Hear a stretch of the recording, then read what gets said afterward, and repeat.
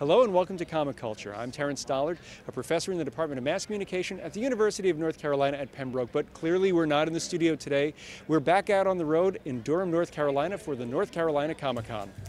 Beautiful weather and a cool downtown vibe brought the crowds to the Durham Convention Center. While there were a lot of serious fans in attendance, there were also a lot of families with young kids. Now, I've learned that every con has its own personality, and NC Comicon was all about cosplay. Whether the character was well known or just well loved, it seemed that at least half the attendees were in costumes. NC Comicon organizers must have anticipated it because they made sure cosplayers had plenty to look forward to, including a costume contest and free professional photos. Cosplay is a big part of any comic convention, and at NC Comicon, it's a really big part. They've got this great photo booth here for cosplayers. RJ, what's going on here? Okay, so we are the Variant. We are an online community all about comics and cosplay and conventions. We are very heavy on, obviously, cosplay photography. We've got some of the best professional cosplay photographers in the state, and we provide free cosplay photography at every convention almost in the state of North Carolina and other states on the East Coast. So it's interesting, cosplay used to be something that occasionally you'd see someone in a Star Trek uniform at a convention, but now it's really maybe 50-50 that you've got the comic fans, the cosplayers, and that blend in between. So what have you noticed? It is, it's definitely becoming mainstream. There is not a convention that we go to that there isn't some huge amount of cosplayers. Obviously, like I said, we do most of the cons in the state, so it's just crazy how it has blown up. I started doing this as a cosplayer back in like 2014, and then since then it's blown up. It's huge. So to have NC Comicon providing us with this amazing setup for us to give all of their attendees free cosplay photography is outstanding. So the one thing I've noticed, I went to Dragon Con a few years back, and it was when Harley Quinn was really popular. So you could count all the Harley Quinns that you were. Oh, yeah. I mean, you could click them off, and then Deadpool became the big character. Deadpool and Harley, absolutely. So what trend are you seeing? Is it still comic characters, or are we looking at anime? Are we looking at TV? I have seen a lot of an uptick in anime characters. Like, anime is also becoming like a crazy mainstream thing, and it has just blown up ridiculously. We actually do better at anime conventions than we do at actual Comic-Cons. The anime convention community is insanely just welcoming, and all the cosplayers just constantly flock to us. Like, we have been hopping all day long. It's just been insane. Of all the costumes that you've seen today, which one has been your favorite?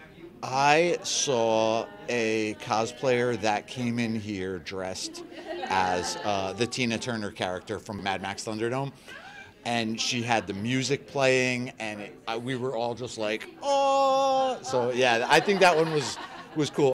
Organizers added to the fan experience by hiring professional cosplayers to walk the convention floor, pose for pictures, and make the event more colorful. We're at North Carolina Comicon. Yes, one of our personal faves. And you're here in, I guess, cosplay? Yes, we are. We actually are working with NC Comicon. We often work with Ultimate Comics, who is the funder of the con. But yeah, we hang out here. We're going to be judging the cosplay contest later, so we hope everyone comes and sees us, hangs out. We can't wait to see all the amazing cosplays. So yeah, we're local cosplayers around the Raleigh scene. And so what is it about cosplay that excites you, that makes you want to spend the time doing the costume, getting the makeup, everything just right? Oh gosh. So cosplay with me, it was an escape for me. I really love, seeing characters, and when you fall in love with characters, I like to dress up with them. Like Catwoman, for example, I love doing Catwoman because she always made me feel confident in my body. She always brings out like a whole level of confidence. Yes. It could be from artists starting out. It could be, anybody. Anybody could do cosplay. Oh gosh, yeah. So it's all about also variety and diversity as well. So that's why I do cosplay, is just for the diversity and variety, and just overall the people. The people are amazing. The best part, honestly. Best to collaborate, brilliant minds all connect, and it's such a beautiful thing to see. So. It is. We love the like-minded community and how it brings us all together, and we all get to admire each other's creations and just our equal passion in this community of just getting to have fun and come out and put on whatever face, whatever vibe we're feeling, and just whether you're making it, buying it, it doesn't matter, honestly, as long as you're having fun. That's truly what it's all about. So. It's all about having fun, yes. And it's also about don't compete alongside each other. Yeah. Work together, create together. That's what it's all about. You know, that's basically what cosplay is about. Is just, you know, being together, being a group. So it's really exactly. cool. Cosplay isn't easy. It takes time and dedication to make a costume. So I decided to ask someone why they go to all the trouble. Now, you are the first person I've seen at a Comic-Con who is dressed as Vixen, one of my favorite characters from DC Comics. So what is it about the character Vixen that makes you want to put the time and effort into creating the costume and then, you know, coming to a convention? Okay, first of all, it's hard for me to find characters that represent what I look like. So when I saw Vixen, I fell in love. And I also like how she harnesses her powers and embraces who she is. And she's, can I curse? Yeah, sure. Oh, she's badass. So I definitely like to emulate that. So that's why I chose her. Yes. Now, before we started recording, you told me that you're part of an organization. So can you tell me about that? Yes. I'm a part of a community of women of color. Our page is called Girls Can't Geek, and it's a play on words because usually we encounter something called gatekeeper culture, where we always have to prove our nerdiness, and there's an assumption that if you're a nerd and you're a woman, if you're black, you don't look a certain way. So we embrace our curves, our beauty, and we are the best at, we have 2 professional gamers on our team. We have someone who does something called Cosplay. We all have another member that is a scientist, that's me. And I also train in Russian Sambo, so I do MMA fighting. Well, I used to, I retired. So hand-to-hand combat, things of that nature. So we have women from every walks of nerdcore or nerdism, and we just show that we know our and we're proud of it. So yeah. So it's interesting, you talk about gatekeeping, and this is something that really bugs me about, I mean, the fact that when I was in high school, being a comic fan was something you had to keep silent, or else you get a wedgie in the locker room during gym class or something. But you know, it seems weird that folks who grew up sort of being marginalized because of their interest are the ones trying to hold the door, and I'm glad that you're sort of kicking the door open. So, you know, in the time that you've been involved in this, I guess, Girls Can't Geek, you know, how have you seen things change? So one thing is, after I prove myself, which I hate, usually people say like, oh, where were you at when I was in school? The thing is, you know, I'm a grown woman now, so when I was younger, I was a dweeb just like everybody else. And one thing that I see is that a lot of people, whether they're like women, they say like, oh man, I see someone that looks like me. Yes, girl, like this is me. I'm happy to have somebody that represents who I am. And then with guys, it's essentially like, I see what you're doing and I appreciate you, and you got me beat. You got me beat. And then one thing is that being a nerd in school, I always wanted to see a black woman that was like me, but she was cool and she embraced herself. So that's really like the main thing. Like, young women get to see other girls or other women be something that they never felt that they could be: sexy, smart, and know their. And so like that's why I do it, because I'm like, okay, you know, I used to feel that way until I got tired of it. I'm just like, whatever the world says, whatever they say, I'm just gonna embrace who I am and be happy about it. I get nervous walking down the street like this, but nonetheless, I'm happy because I'm like, this is what I love, and I don't have to modify who I am to fit into any box. So yeah. And if the folks at home watching wanted to find out more, where can they find you on the web? Follow us on Instagram at Girls Can't Geek, and you can follow my pages at Goku's God Cousin, but especially follow Girls Can't Geek on IG. You see a lot of different things at a comic convention. It's not unusual for you to come across, you know, an artist or a vendor who's selling something unique, but it's not all the time that you come across a comic that's helping, well, I guess, stamp out cancer. So what can you tell us about Center Ice? Well, sure. Well, my name is Richard Abra. I'm the Executive Director of the American Cancer Society for Central and East North Carolina. Pembroke's in our footprint. And we have partnered with the wonderful folks here at Comics for a Cause. And they are dedicating their time, talent, and treasure to end cancer as we know it for everyone.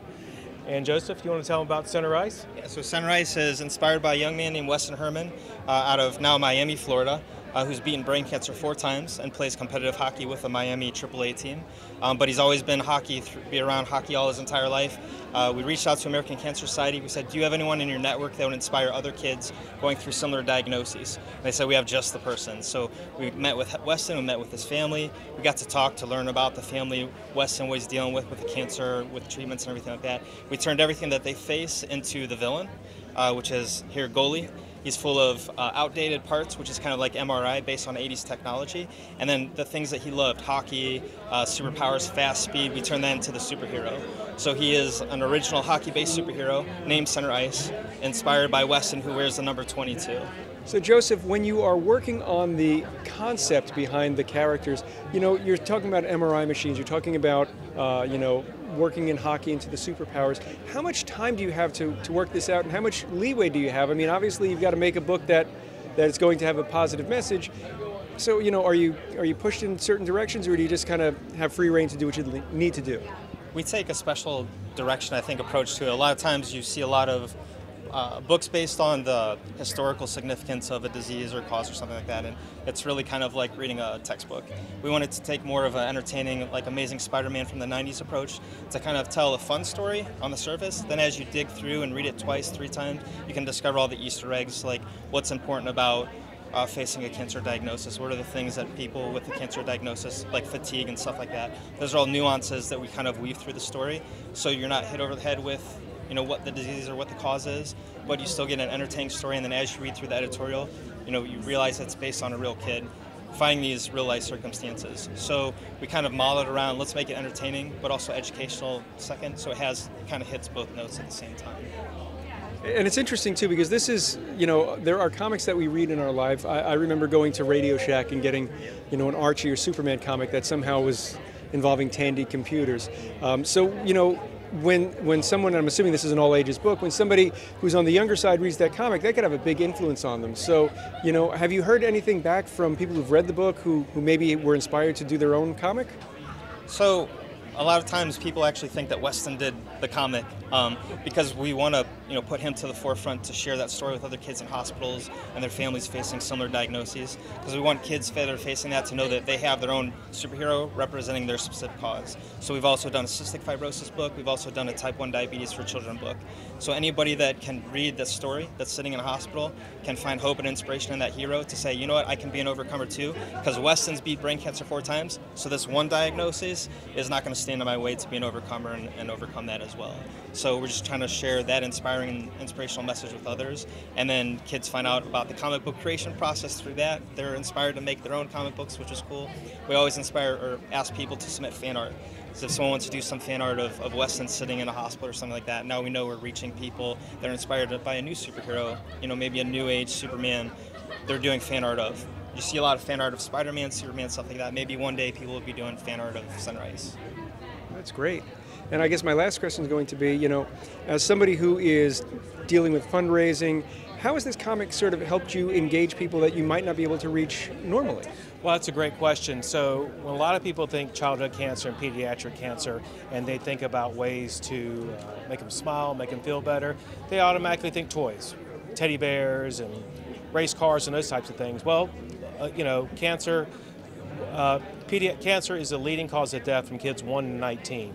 So there's preteens and teens, and what's a preteen going to do with the teddy bear? Well, the comic book, that's something that's more in their wheelhouse, something more enjoy, and also give them inspiration. So sometimes the preteens and teens are kind of the missing middle when it comes to pediatric cancer. So this is something that's perfect for them, that can entertain them and inspire them. And if the folks watching at home wanted to find out more, maybe they can help out, how can they find you on the web? Heroesforcauses.com, and it's FOR. And then we're also on Facebook, Instagram, and Twitter, now X, at Heroes for Causes. And you can also go to cancer.org and goldtogether.org. Well, thank you so much. Conventions are a great way for local creators to introduce themselves to like-minded fans and grow their brand. Paula, you are the artist behind Ghost Bunny Studios, and I've noticed that you have some really cool tarot art here. So what is it about a comic convention that makes you want to come and show what you do? Yeah, so what inspired me is I really enjoy Japanese animation and comics, American comics as well, and I started to draw a comic with this Ghost Bunny character. And so I decided to come and show my art here and also get inspiration from other artists. Well, I feel silly because I didn't know that you were doing a comic with Ghost Bunny. No, that's okay. I didn't actually showcase it because I don't have it printed yet. So. So sequential art is different than doing something as beautiful as the Convergence of Fate piece here. When you are doing a piece like that versus you're doing sequential art, how do you sort of make sure that you're able to tell a story and yet still have an image that you're pleased with? It is a challenge. I started similar to how I would do something for film. I actually studied filmmaking in school, and typically I'll start with storyboards and kind of write a script, and then it kind of comes together, and I guess in a similar way to when I'm doing an illustration, but just more expanded. Because for an illustration you might start with a sketch, and then you ink it, and then you color it, right? For sequential art, I feel like you start with an idea, a story, an outline of the story, then some storyboards, and then eventually you refine it into inking and color, or wherever you want to go with it, really. And the pieces that you have here are really expressive and really colorful, so I'm just wondering, what is the idea behind either Ghost Bunny or these pieces? Yeah, so Ghost Bunny, I wish I had like a fun story to tell you about it, but it's just something that me and a friend of mine came up with when we were doing an artist alley at a convention. We both like things that are cute and whimsical and kind of spooky, so we came up with this character, and my style just kind of evolved from there. It used to be more grungy and very detailed, and now it became more minimalist and sort of watercolor, and now it's just kind of a different combination. You can sort of see the progression in the different styles of things that I do. And you're still working traditionally, have you moved into the digital arena? I work mostly digital now. I like to use traditional textures, so I enjoy using the watercolor textures with the digital ink a lot now. It's fun. And if the folks watching at home wanted to find out more about you, where can they find you on the web? Yeah, so they can find me at ghostbunnystudios.com. And even if you just Google Ghost Bunny Studio, you will find that. And on Instagram, Ghost Bunny Studio. Paula shared her booth with friend and fellow artist Crystal Williams-Brown. You have a booth here in Artist Alley, so I was wondering if you could tell us about what you're exhibiting today. I am exhibiting my artwork as some of my paintings, but also my jewelry. It's just unique little pieces, basically cute things that I would like to wear, and I'm thinking other people might want to wear them too. It's interesting because there are different crowds at a comic convention. I was talking to somebody earlier that the old fogies like me remember comics as, being just folks looking for issues in a long box, but the audiences have changed, and it seems that you're sort of changing along with them and offering things that a cosplayer might be really interested in that might offset their new costumes. So are you a fan of that sort of stuff that inspires you? I think the main thing I thought about was whimsy and fun, and I feel like that's what comic books are about. So it's still got the spirit of like, oh, I can do this, I can do that, because it's a creative medium, you don't necessarily have to follow the rules. And that's the fun of comic books, and I think that's the fun of art in general. Color outside the lines. Somebody once said that the joy of working outside the box is having the box to work in. Yeah. So I've noticed that you've got a lot of really cool, very graphic pieces. And I mean graphic in the way of graphic design, not graphic as the TV show Cops. Are you thinking in terms of the total composition? Is it some sort of color that's inspiring you? What kind of goes into the decision making when you sit down and start working on a piece? I tend to think of color and the combination of colors that I want. And I also think of things in everyday life. You can go out and you can see something as simple as a flower, but then I'll think of, what if there was a frog hiding underneath the flower trying to get shelter from rain, and then it becomes an artwork. Because you think of life, but what if, and then. And it's kind of a thing I think they do in acting, where you say, and then, and then, and then, and it becomes something beyond what it originally started out to be. I'm familiar with the magic what if. And I think it's great when you're looking at something, that blank sheet of paper, and you say, what if? So if you're sitting down, are you working in the traditional pen and ink, or are you doing something, more digital? Well, I do both. And actually, I started doing digital more this year. Beforehand, I was pretty much all traditional, a lot of watercolor, a lot of pen. I like to work in ballpoint pen on paper. I actually like having the restriction of I can't change it. And so sometimes I like to do things that way, even digitally, where I'll make something and I'm like, well, what if that was okay? That's another what if. What if we couldn't change that and we were going to just work with it? And I feel like you find there's like a surprise in it. It's something that comes out of it in the end that you didn't originally think of, but happened because of life naturally occurring, because of a mistake that you claimed and you didn't remove. Something one of my art teachers said to me years ago was, don't trash your work.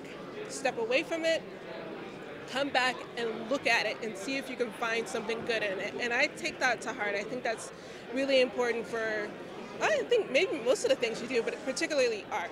See what you can use. If you're going to keep it, what could you use in it?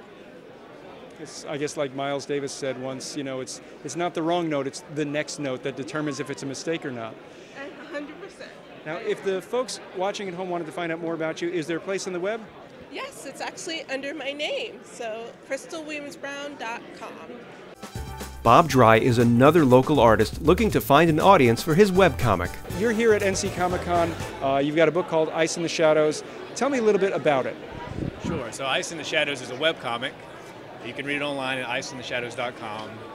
It's about a family who unfortunately gets caught in an ice storm, gets in a wreck, and then has to deal with some creatures they didn't expect to encounter.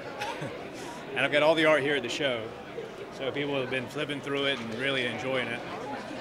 So it's a digital comic, but you're doing the art in the traditional manner. So as an artist, is it something where you kind of like want to get away from the technology when you're doing the creation, or is it just, you just have always done it this way?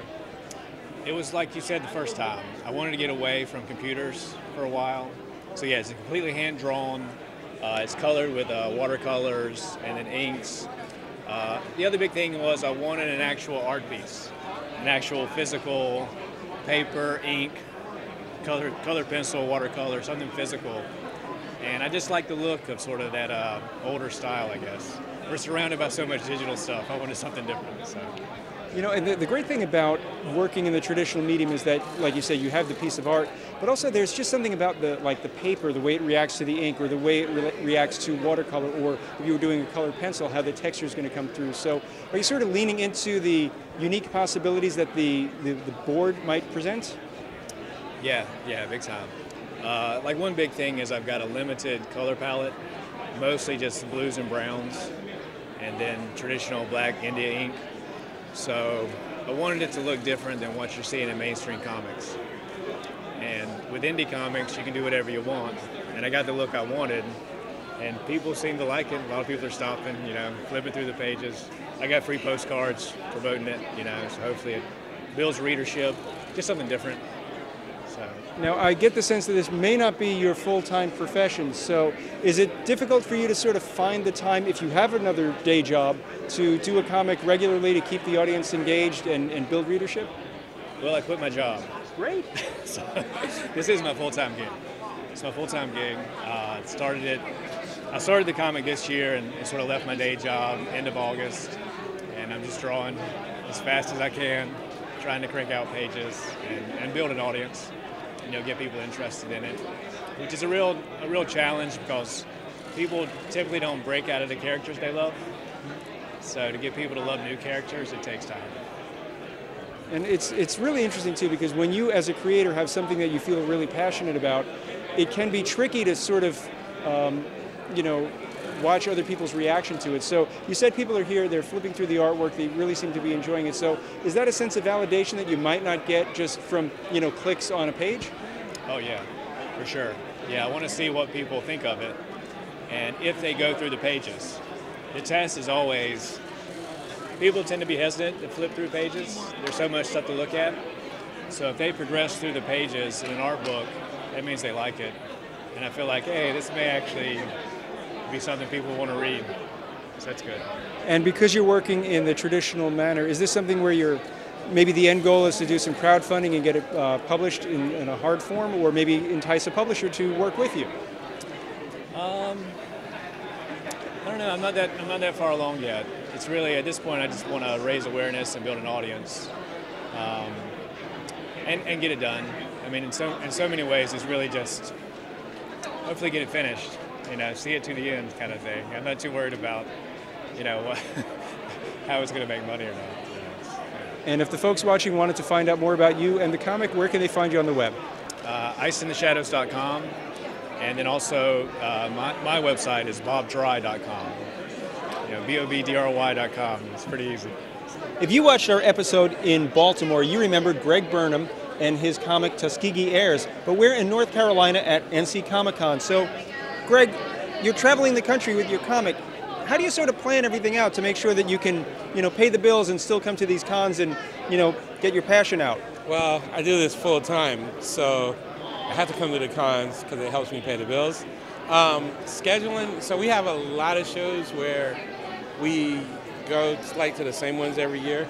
We used to come to this one every year pre-pandemic, but then, you know, things got a little wonky. So this is the first time coming back, but a lot of our shows are we're like kind of grandfathered in, and then we'll, you know, pluck and find new ones here and there. And when you come to these shows, it's a different audience, it's a different feel. So I know in Baltimore they had the Kids Love Comics section, which was the artist alley for all ages books. Now you're here with, you know, every type of artist. So is it easier or more difficult for you to find a new reader in a convention environment like this? So the cool thing about Tuskegee Airs, The Search for Sadaka, they're like all ages books. So they're appropriate for the little ones, but then they're still, you know, like older people still enjoy them. We do have like a range. We have like a Teen Plus book, The Story of Solace. I have a new children's book, Swim Kelly Swim. And then like stuff that I've done with DC. So there's kind of like a broad range. So where most of the time when people stop at the table, there's something for, you know, them, whether it's the all ages or some of the other stuff. And, you know, if someone's watching, they want to find you on the web, where can they find you? So TuskegeeAirs.com. Platform L7 is my other website for like my personal books. And then on social media, I'm normally just Greg Burnham. Or on Instagram, I'm Greg_Burnham7. Well, that's all the time we have for this episode of Comic Culture. I'd like to thank you so much for watching. We will see you again soon.